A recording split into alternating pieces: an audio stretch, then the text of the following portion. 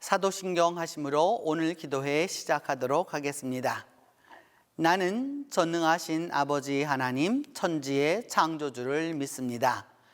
나는 그의 유일하신 아들 우리 주 예수 그리스도를 믿습니다.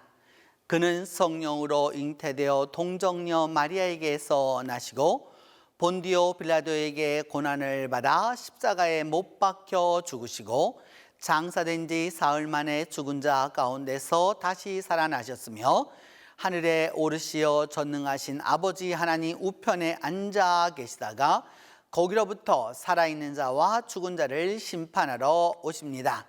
나는 성령을 믿으며 거룩한 공교회와 성도의 교제와 죄를 용서받는 것과 몸의 부활과 영생을 믿습니다.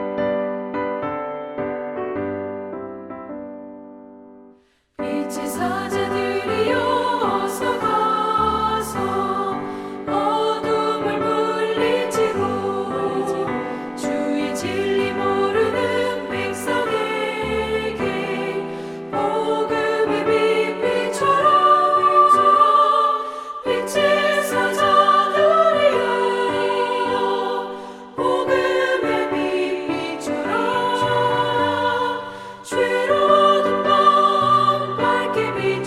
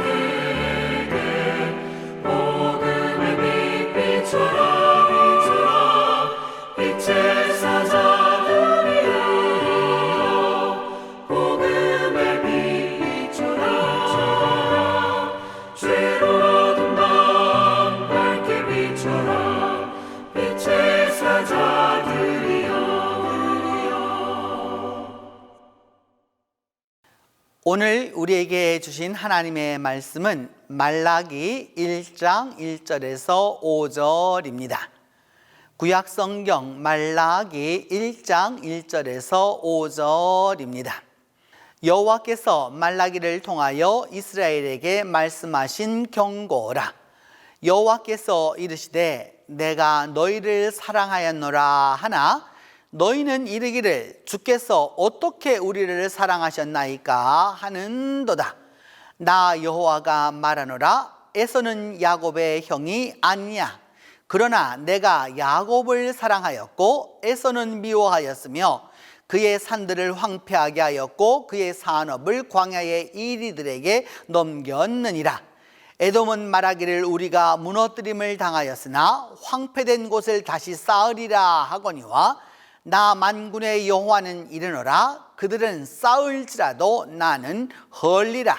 사람들이 그들을 일컬어 악한 지역이라 할 것이요 여호와의 영원한 진노를 받은 백성이라 할 것이며 너희는 눈으로 보고 이르기를 여호와께서는 이스라엘 지역 밖에서도 크시다 하리라.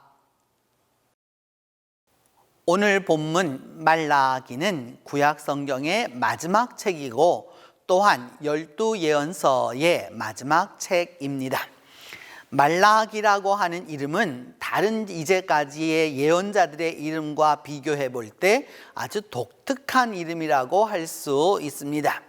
대부분의 이름은 그곳에 엘이라든지 하나님이라고 하는 엘이라든지 혹은 야라고 하는 여호와라고 하는 이름이 들어가서 그 이름을 통해서 알 수 있도록 이렇게 신앙적인 이름이었음에 불구하고 말라기는 엘이나 또 야가 들어가 있지 않은 아주 독특한 이름입니다.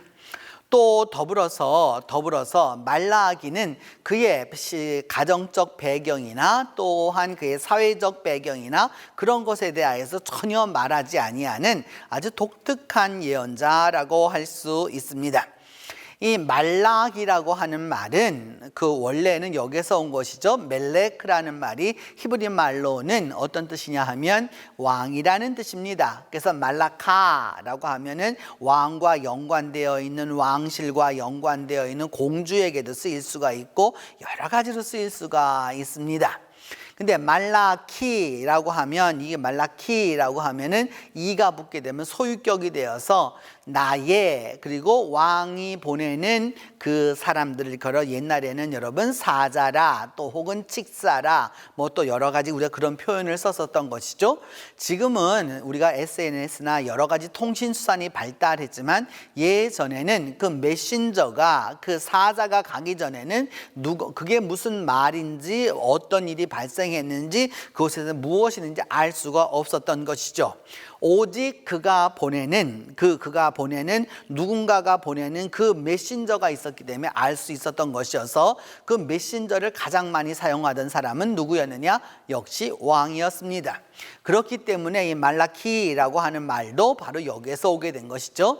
그래서 예전에 누가 가장 빨리 정보를 입수하고 있느냐? 왕이었던 것이죠.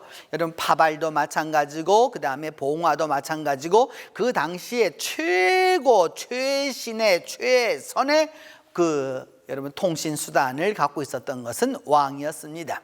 바로 그 왕의 사자를 걸어서 말라키라고 이제 이야기했던 것입니다. 그러면 누구의 이 사자였느냐? 나의 사자라 이렇게 되어 있는데 이 말라키도 여러분 구약 성경에 여러 가지로 나타나 있는 그 이름처럼 축약형으로 보는 것이 옳습니다. 이것은 말라키야라고 해서 여호와의 사자, 여호와가 보내는 나의 사자라라고 하는 그런 뜻으로 볼 수 있는 바로 그런 이름이라고 할 수 있는 것이죠. 그래서 말라키야라고 하는 여호와께서 야훼가 보내는 나의 그 사자라라고 하는 말씀입니다. 이 말라기가 살았던 바로 그런 시대는 어떤 시대였느냐 하면 여러분 그 12 예언자들이 오늘 마지막 시간이어서 말씀을 드리면 요엘과 요나와 아모스와 호세아가 살았던 것이 그 첫 시대였다면 그저 주전 8세기에 관계되는 바로 이제 그런 상황이었다면 나훔과 하박국과 스바냐가 드디어 이제 이 유다 이스라엘이 멸망하고 유다가 멸망하기 직전에 바로 이제 그런 선지자들이었고 오바댜와 다니엘은 그것의 멸망을 경험했던 바로 그런 선지자들이었고 학개와 스가랴와 말라기는 이제 포로에서 돌아와서 성전을 지어가면서 일어났었던 바로 그 시대를 살았던 선지자 그룹이라고 할 수 있습니다. 그러니까 크게 보면은 여러분 그러니까 그 이스라엘이나 유다가 멸망하기 한 200년 전에 있었던 선지자들이 있었었고 그 다음에 약 한 100년 전에 있었던 선지자들이 있었었고 그 다음에 그 예루살렘의 멸망과 관계되었던 선지자들이 있었었고 이제 돌아와서 이제 그 돌아온 선지자들이 있었던 것이었는데 말라기는 그런 부분에 있어서 이 마지막 네 번째 군에 해당한다고 할 수 있습니다. 이 말라기는 4장으로 되어 있는데 1장부터 2장은 회개의 메시지입니다. 하나님 앞에 돌아서라고 하는 그런 말씀과 더불어서 하나님이 이 이스라엘과 유다를 사랑하였던 그 모든 것에 대하여서 백성들이 잘못한 것을 보고서 돌이키라고 하는 회개의 메시지이면서 3장과 4장은 무엇이냐 하면 이제 그 회개하고 돌아온 그 백성들에게 또 사람들에게 그 소망을 주는 소망의 메시지라고 할 수 있습니다. 그러면서 그 소망의 메시지를 이제 이야기하게 되는 바로 이런 내용인데 무엇을 회개하게 만들었느냐? 첫 번째로 보면 잘못했다라고 책망하는 바로 내용은 그것입니다. 제사장들의 교만을 책망합니다. 돌아왔습니다. 이제 드디어 성전을 재건했습니다. 그리고 난 다음에 이루어지는 일에 대해서 왕실이 이미 망가졌기 때문에 왕실이 더 이상 존재하고 있지 않기 때문에 제사장들이 종교적인 권세를 가지고 정적인 권세까지 다 행했던 것을 알 수 있죠. 그렇기 때문에 그들에게 뭐냐 하면 그 제사장들의 교만을 책망하는 내용이 계속해서 나옵니다. 또 더불어서 어떤 부분이 있느냐 하면 그 당시 사람들이 유다 사람들이 무엇이냐 하면 이게 나라가 망하고 나자 전 세계에 있는 당시 제국 안에 있는 여러 지역 사람들이 다 와서 함께 살게 되었고 결국 통혼을 하게 되었습니다. 오늘날에 있어서는 국제 결혼이라고 하는 것이 여러분 기독교적으로 보면 전혀 문제가 되지 아니하고 또 성경 전체적으로 보아도 문제가 되지 않습니다. 근데 당시에는 문제가 되었죠. 왜 당시에는 문제가 되었느냐? 그 당시에 통혼이라고 하는 것은 결국 무엇이었느냐 하면은 그 상대방의 종교를 가져오는 것을 의미했기 때문입니다. 예를 들어서 며느리를 보면 그 며느리가 올 때 그냥 오는 것이 아니고요. 그 자기의 종교를 가지고 와서 끝까지 믿는 것이고요. 사위도 마찬가지, 딸을 주었을 때에도 역시나 마찬가지 딸의 종교가 가져가는 것이 아니라 사위의 종교를 믿어야 하는 그런 상황이었기 때문에 이들에게 통혼이라고 하는 것은 곧 무엇과 관계되었느냐? 여호와 신앙을 버리는 것과 꼭 같았습니다.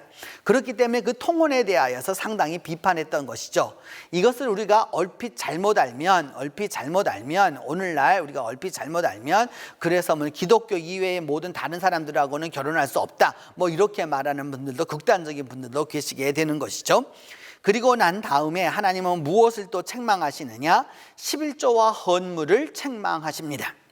백성들이 하나님께 제사장들이 이렇게 잘못하자 백성들이 자기 마음대로 했던 것이죠. 11조에 대해서 올바로 바치지 않았고 온전한 헌물을 하나님께 하지 않았다는 것입니다. 11조를 했어요 하기는. 그런데 어떻게 하였느냐? 올바로 행하지 않았던 것이죠. 온전한 11조가 되지 못하였기 때문에 온전한 헌물이 되지 못하였기 때문에 하나님은 계속해서 그것에 대해서 책망하실 수밖에 없었다라고 하는 것을 말씀합니다. 더불어서 이 말라기라고 하는 것은 이 말라기라고 하는 4장밖에 안 되는 그 책이지만은 아주 유려한 문체로 되어져 있습니다. 다른 그 예언서에 비해서 아주 유려한 문학적인 그 장치들이 아주 많이 있는 거죠. 그것은 뭐냐 하면 이 질문과 응답이라고 하는 이런 수사적인 문체로 이렇지 아니하냐 거기에 대해 대답하고 또 그렇지 아니하냐 그럼 또 대답하고 이런 식으로 되어 있고요. 또 더불어서 너희가 그렇게 하지 않았느냐 이게 수사 의문문적인 그러니까 너희가 그렇게 했다라고 하는 그런 부분들도 많이 나타나고 산문과 운문이 아주 절묘하게 이렇게 나타나 있습니다. 우리 성경에는 산문으로만 되어 있는데 운문으로 되어 있는 것도 상당히 많이 나타나고 있고 또 하나님의 그 말씀의 전달 방식이 어떤 형태로 되어 있느냐 설교체로 되어져 있습니다. 그런 부분에 있어서 말라기는 상당히 문학적인 기여가 발달한 그 예언서이다라고 할 수 있습니다. 그래서 하나님은 이 말라기를 통하여서 첫 번째 어떻게 시작하느냐면 누구누구에게 임한 여호와의 말씀이라가 아니라 말라기를 통하여 이스라엘에게 말씀하신 경고라고 시작하고 있습니다. 그러니까 하나님이 이렇게 말씀하시는 것은 단순한 예언이 아니라 하나님이 경고하신다라고 하는 것을 이야기하고 있는 것이죠. 그러면서 그 첫 번째가 이것입니다. 하나님이 말씀하기를 내가 너희를 사랑하였노라 이렇게 내가 너희를 사랑하였다라고 말하니까 너희는 뭐라고 말했느냐 주께서 우리를 어떻게 사랑하셨나이까 하는도다 이렇게 응답체로 되어 있죠. 내가 너희를 사랑하였다라고 하나님이 말하면 예 감사합니다 저도 주님을 사랑합니다 이렇게 말하는 게 아니라 하나님이 우리를 어떻게 사랑하셨는데요? 라고 이렇게 되물었다는 거죠. 그래서 하나님이 구체적으로 무엇을 오늘 본문에 얘기하느냐 하면은 예를 듭니다. 그 예를 드는 것은 무엇이냐 하면 에서는 야곱의 형이 아니냐 그런데 나는 누구를 사랑했느냐 에서를 사랑하지 않고 야곱을 사랑했다라고 말하면서 그래서 에서의 산들을 황폐하게 만들었고 에서의 산업들을 다 누구에게 주었느냐 일이 늑대에게 다 넘겨주어서 결국 에돔은 자기들의 성을 쌓겠다고 자기들의 것을 산업을 일으키겠다고 하지만 결국 내가 그 황폐했던 것을 갖다 그 쌓겠다고 말하지만 나는 그것을 다 헐어버리겠다라고 이렇게 말합니다. 그래서 사람들이 보고 말하기를 뭐라고 말할 거냐 하면 저기는 아주 나쁜 땅이야 잘못된 땅이야 하나님의 사랑이 없는 땅이야 라고 이렇게 말하게 하겠다라고 하나님은 말씀하시는 것이죠. 하나님의 사랑에 대하여서 되묻습니다. 이것은 계속해서 1장과 2장에 반복됩니다. 우리가 하나님이 우리를 언제 사랑했는데요? 또 우리 하나님이 언제 우리를 도와주셨는데요? 하나님이 언제 우리를 축복하셨는데요? 이렇게 되받는 이야기가 참 많이 나옵니다. 그러면서 너희가 하나님의 것을 도적질하였다라고 말하니까 뭘 도적질을 했는데요? 이렇게 딱 되묻습니다. 아주 되바라졌다라고 말할 수 있죠. 여러분 이 말라기에 나타나는 사람의 모습은 어떤 것이냐 하면 하나님 앞에 양심이 화인맞은 자들과 똑같습니다. 양심이 없습니다. 얼굴이 뻔뻔한 거죠. 아주 뻔뻔하게 이루 말할 수 없는 거죠. 하나님이 말씀하시는데 거기에다 대고서 뭐라고 얘기하느냐 하면은 거기서 되받는 거죠. 이렇게 되받아 가지고서 뭘 해준 게 있어가지고 우리가 큰 소리를 치르시는데요. 이렇게 딱 말하는 거죠. 그러니까 하나님이 너희가 내 것을 다 도적질하지 않았느냐 하니까 뭘 도적질을 했는데요. 그러니까 하나님이 즉각 말씀합니다. 곧 11조와 헌물이라 딱 이렇게 말씀합니다. 하나님의 것을 하나님에게 돌리지 아니하고 하나님의 것을 가지고서 자기 것으로 만들어버리고 그것을 훔쳐갔으면서도 제대로 하지 않았으면서도 이제는 아예 양심이 마비되어서 그것이 내가 잘못했는지조차도 모른다라고 말씀하는 거죠. 그래서 하나님이 이렇게 말씀합니다. 내가 너희에게 온전한 11조를 하면 하나님이 축복하는지 안 하는지 시험하여 보라. 오직 성경에 2번뿐이 안 나오는 단어입니다. 여러분 하나님을 시험하라 성경이 나타나지 않습니다. 11조를 온전히 드려서 하나님이 너희를 축복하나 안 하나 보라라고 말씀하는 거죠. 사실입니다. 여러분 한국교회에서 참 어려운 부분 중에 하나가 11조 문제입니다. 너무나도 우스운 일은 무엇이냐? 목회자가 11조를 설교하기가 어렵습니다. 왜 어려울까요? 11조를 온전히 하지 않기 때문입니다. 그렇기 때문에 11조에 대해서 은혜를 받지 않아요. 축복은 원하는데 하나님 앞에 드리는 11조는 온전하게 하지 않습니다. 그래서 일찍이 서양 교회들은 아예 11조를 어떻게 하느냐? 세금으로 걷어갔습니다. 무조건 11조라고 하는 그 조라고 하는 게 여러분 세금이란 뜻이거든요. 이게 세금이란 뜻이거든요. 옛날 사람들이 우리나라의 이 동양 사람들이 조용조라고 해서 세 가지 이 사람들이 그 임무가 국민의 의무가 있었던 것이거든요. 그 첫 번째가 뭐냐? 세금을 내는 것이었기 때문에 오늘날도 그래서 그 헌금에다가 11조 헌금이라고 이렇게 말하는 거죠. 이는 여러분 해야 하느냐 말아야 하느냐라고 말할 필요가 없는 것입니다. 그걸 꼭 해야 되는데요, 요즘 가끔 가다 보면 11조는 신약시대에 필요 없다 뭐 이런 얘기하는 사람들도 꽤나 나오게 되는 것을 보게 되는데, 여러분 분명한 것이죠. 우리가 구약성경과 신약성경이 하나님의 말씀이라고 하는 것을 온전히 받을진데 말씀하면 그대로 행해야 하는 것이죠. 그래서 자기가 자기 마음대로 하려고 하는 사람들이 의외로 많습니다. 11조를 가지고 자기가 자기 나름대로 나누어서 자기 마음대로 하는 것이죠. 옳지 않은 것입니다. 11조, 온전한 11조는 누구에게 드리도록 되어 있느냐? 하나님께 드리도록 되어 있고, 성경을 다시 다 연구해 들어서 들어가 보면 심지어 11조를 받을 때는 제사장이 그 옆에 있어서 온전하게 11조를 바치는지 안 바치는지조차도 확인하라 라고까지 나와 있는 것이죠. 여러분, 듣기 싫어도 들어야 하는 거고요, 하나님의 말씀대로 행해야 하는 것이죠. 다른 이야기가 필요 없습니다. 그러면서 말하기를 뭐라고 말하느냐? 우리가 언제 하나님의 것을 도적질했느냐라고 말하는 거죠. 하나님의 것을 도적질했으면 여러분 보상해야 되는 거죠. 배상도 해야 되는 거고요, 올바로 해야 되는 것이죠. 올바로 하지 않으면 문제가 생기게 될 수밖에 없는 것이기 때문입니다. 그렇기 때문에 하나님의 것을 도적질하면서도 말하기를 우리가 언제 주의 것을 도적질하였느냐라고 말한다는 것이죠. 그렇기 때문에 인간은 여기까지 완악함에 도달할 수 있습니다. 성도 여러분, 꼭 물질로 내가 하나님 앞에 드려야 되는데 10의 1조로, 그래서 이런 분들이 있죠. 그 계산기 누려가지고서 그 몇 10원까지 따지는 사람 있죠. 하나님도 축복을 그렇게 계산기로 따지실 거예요. 여러분, 하나님 앞에 드리는 것은 후하게 하세요. 후하게 하세요. 하나님도 여러분에게 후하게 하실 거예요. 하나님의 축복을 원하세요? 그럼 하나님 앞에 축복하실 수 있도록 만들어야 하는 것이죠. 하나님 앞에는 인색하면서 축복은 많이 달라라고 있을 수 없는 일입니다. 말라기가 말하고자 하는 바가 바로 여기에 있는 것이죠. 무엇이냐? 하나님께 이제 돌이키라고 그렇게 해서 돌이키라고 말씀하고, 그래서 이렇게 성전을 이제 지어 주었음에도 불구하고 올바로 행하지 않는 그들을 향하여서 하나님은 말씀하는 겁니다. 이제라도 올바로 하라는 것입니다.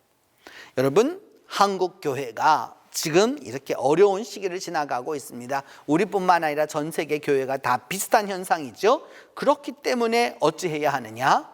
하나님 앞에 올바로 해야 하는 것입니다. 하나님 앞에 대들지 말고요, 하나님 앞에 함부로 말하지 말고요, 언제 그러신 적이 있느냐고 따지지 말고요, 하나님 앞에 온전한 순종함이 필요한 것이죠. 그 하나님 앞에 온전하게 드림이 있을 때, 그때 하나님의 은총과 축복이 우리와 함께하게 될 것입니다. 기도하겠습니다. 하나님, 오늘도 말라기로 하나님의 메신저로 오시는 하나님의 사람들을 통해서 주시는 음성과 말씀을 우리가 듣고 깨달을 수 있도록 하나님이 함께해 주시옵소서. 하나님의 사자가 와서 말씀을 하여도 듣지 아니하고 하나님의 메신저가 와서 말씀을 전해도 듣지 않았던 이 어리석음과 이 완악함을 용서하여 주시고, 이제라도 하나님의 음성과 말씀에 순종할 수 있도록 하나님이 함께하여 주시옵소서. 또한 하나님의 사람들에게 하나님의 축복이 임하게 하여 주시고, 그 하나님의 축복을 통하여서 내게도 하나님의 복이 임할 수 있도록 하나님이 함께하여 주시기를 간절히 기도하고 원합니다. 아버지 하나님, 그리함으로 말미암아 하나님의 사랑이 나의 가족과 교회와 이 땅에 임할 수 있도록 하나님이 도와주시고 하나님이 함께해 주시옵소서. 오늘까지 12예언자 파노라마가 잘 진행되어 왔는데 이제 이번 주일까지 이 12예언자 파노라마가 잘 마무리될 수 있도록 하나님 도와주시고 이 12예언자를 통하여서 우리에게 말씀하셨던 하나님의 축복과 은혜가 우리와 함께 할 수 있도록 하나님이 도와주시기를 간절히 기도하고 원합니다.